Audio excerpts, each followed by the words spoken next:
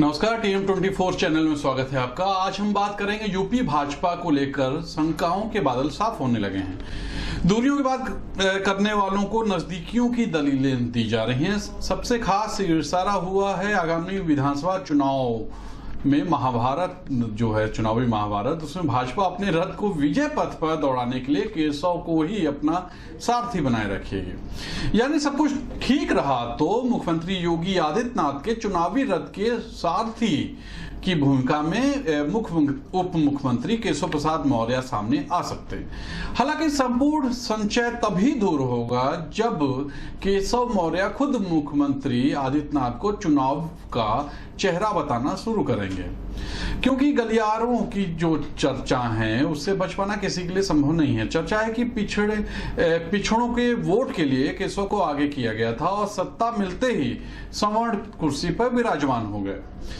फिर अगर केशव को आगे किया जाएगा तो केशव मौर्य अपने लोगों को क्या समझा पाएंगे कि पिछड़ों के वोट बटोरने के लिए उनको काम दिया गया था, राज करने के लिए नहीं। यह भी गौरतलब है कि केशव मौर्य और मंत्री स्वामी प्रसाद मौर्य कह चुके हैं कि यूपी के विधानसभा चुनाव का चेहरा तय करना केंद्र की जिम्मेदारी है, जो अभी तक तय नहीं है।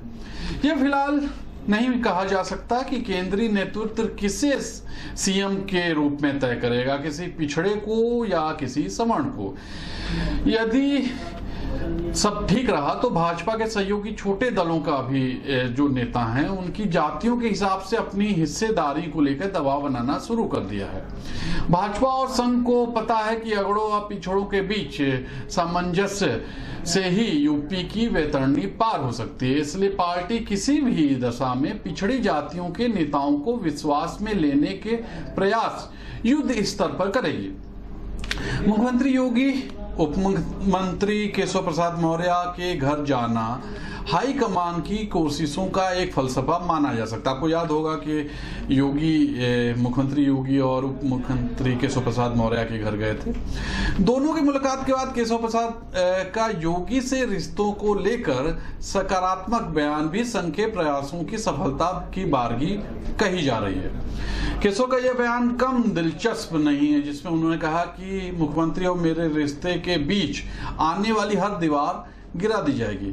दीवार का आशय शायद विपक्ष से है। हालांकि रिश्तों के रफू भरने की कोशिश सफलता की राह पर ही थी कि विभिन्न पिछड़ी जातियों में पकड़ रखने वाले छोटे दलों के नेताओं ने भाजपा के खिलाफ चक्रव्यूह रचना शुरू कर दिया। इसमें कुछ भाजपा गठबंधन के हैं और कुछ बाहर के, जबकि कुछ ऐसे भी हैं जो पिछले विधानसभा चुनाव में साथ थे पर अब रिश्ता तोड़ चुके हैं। भाजपा प्रमाणों के साथ दावा करने लगी है कि यूपी में भाजपा परिवार के बीच सब कुछ ठीक है। राष्ट्रीय और प्रदेश के नेतृत्व के बीच ऑल इज वेल है। भाजपा ने कलह, टकराव, प्रतिस्पर्धा का द्वंद्व जो है, जातियों के वर्चस्व जैसी कानाफूसी और कयासों पर आधारित इस तरह की खबर को तस्वीरों के साथ खंडन किया है। दिलचस्प बात यह है कि हर खंडन तस्वीर के माध्यम से किया गया है। मसलन पिछले दिनों पीएम मोदी और सीएम योगी आदित्यनाथ के बीच मतभेदों की अटकलों की बयार बह रही थी। इस बीच योगी ने दिल्ली के शीर्ष नेताओं से मुलाकात की, जो शीर्ष पर हैं पार्टी में। पीएम मोदी, गृह मंत्री अमित शाह और पार्टी के राष्ट्रीय अध्यक्ष जेपी नड्डा से योगी की मुलाकातों ने एक शंका थी, अनुमानों और सूचनाओं की खबरों को खंडित कर दिया। यूपी सरकार की वेबसाइट से पीएम की तस्वीरों का ना होने की बात भी बहुत चर्चा में आई। इसके बाद राजधानी लखनऊ में नरेंद्र मोदी की तस्वीरों से पूरे शहर को पाट दिया गया। एमएलसी और यूपी भाजपा उपाध्यक्ष शर्मा से मुख्यमंत्री योगी आदित्यनाथ की तारीफ कर उन्हें आगामी विधानसभा चुनाव का चेहरा क्या बता कि कयासों के महल की बुनियाद ही हिल गई। मुख्यमंत्री योगी उप मुख्यमंत्री केशव प्रसाद मौर्य के आवास पहुंचना और योगी का प्रधानमंत्री मोदी से मिलने दिल्ली पहुंचना आपसी रिश्तों में ऑल इज वेल साबित करने का प्रमाण देता था। लेकिन अब भाजपा के शीर्ष नेतृत्व और संघ के लिए चुनौती है कि यूपी की पिछड़ी जातियों के पार्टी नेताओं और सहयोगी छोटे दलों के नेताओं को विश्वास में लें।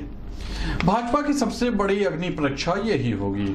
फिर मिलेंगे अगले मुद्दों के साथ, तब तक के लिए नमस्कार, धन्यवाद।